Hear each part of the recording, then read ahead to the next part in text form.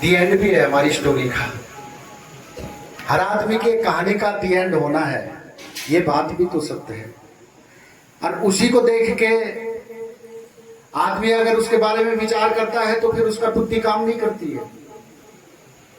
अगर कोई अपना दी एंड देखे या दूसरे का देखे और उसके बारे में अगर सोचने लग जाए तो उसकी बुद्धि काम नहीं करती है, तो फिर उसके लिए सोचना ही बंद कर देता है, फिर वो सोचता भी नहीं है।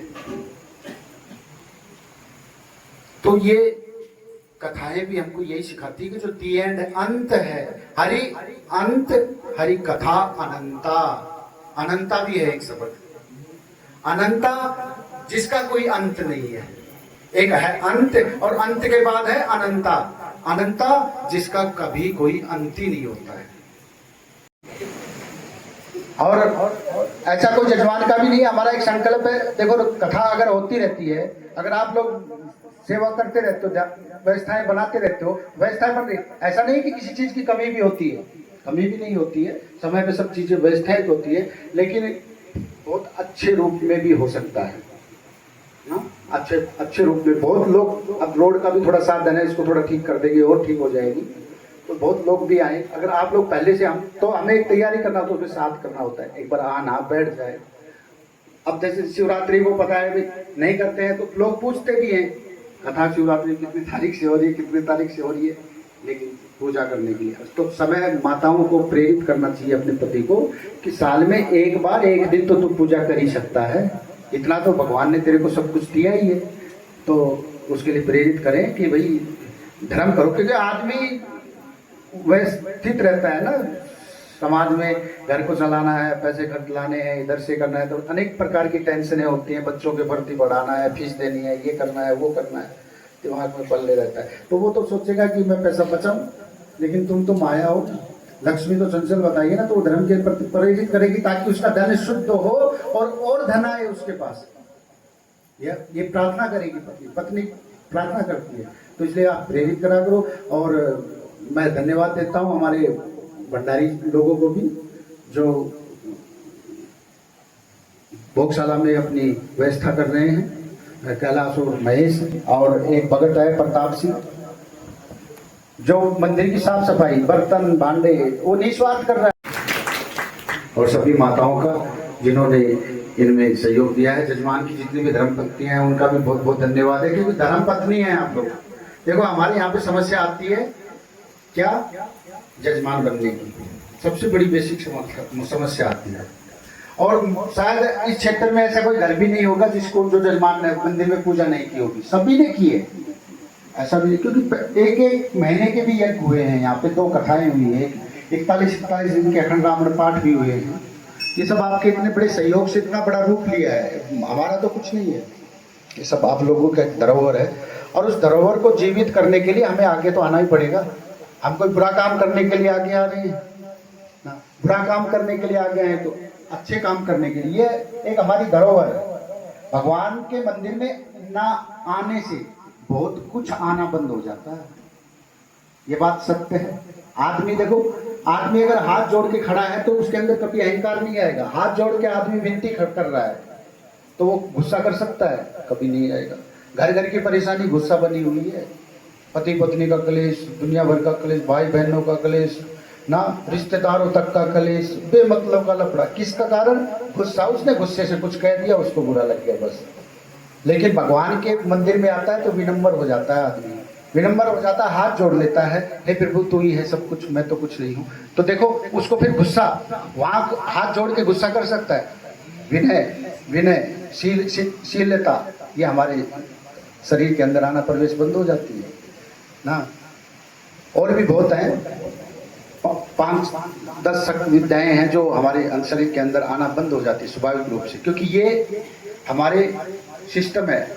बहुत कुछ मिलता है इस भगवान की सेवा करने में। तो जजमान की पत्नियां हैं, तो इस पे पत्नी में मैं कहता हूं कि आप लोग पत्नी नहीं है, आप लोग धर्म पत्नी हैं। जब आपने फेरे लिए थे तो कसम खाई थी, भूल जाते हो आप लोग। माया एक ऐसी चीज है, उसमें भूल गई कि हमने फेरे पे अग्नि के सामने क्या कसम खा के पाणी ग्रह स्वीकार किया था पति का। उसमें कसम खाई थी, कसम ये खाई थी कि जब मैं तुझको धर्म के लिए प्रेरित करूंगी, तुझे मेरा साथ देना पड़ेगा, तब मैं तेरे बाएं अंग में आऊंगी, नहीं तो नहीं आऊंगी। ये कसम खाई थी। यानी कि मैं तेरे को समय समय पे धर्म के लिए प्रेरित करूंगी और उसमें तुझे मेरा साथ देना पड़ेगा, मेरे साथ मंदिर में चलना पड़ेगा। मैं अकेले मंदिर में पूजा करने नहीं जा सकती। मैंने कसम खाई थी कि जहां भी कोई भी धार्मिक स्थान पे तेरे साथ जाऊंगी पूजा करने। अब माताएं अकेली आती हैं जल चढ़ाने, पति को लेके आया करो। महायज्ञ का प्रायण दिवस है और अब की बार व्यास बाल रूप थे, बालावस्था। सुखदेव मुनि ने बालावस्था में कथा सुनाई थी राजा परीक्षित को। तब उनकी आयु 12 वर्ष की थी और 12 वर्ष की आयु में उन्होंने राजा परीक्षित को कथा सुनाई थी। तो क्योंकि बालक जो होता है बाल रूप भगवान का, 14 वर्ष तक बाल अवस्था होती है, फिर उसके बाद ब्रह्मचर्य चालू होता है। वो युवा अवस्था, यौवन अवस्था को प्राप्त करता है, प्रवेश कर जाता है।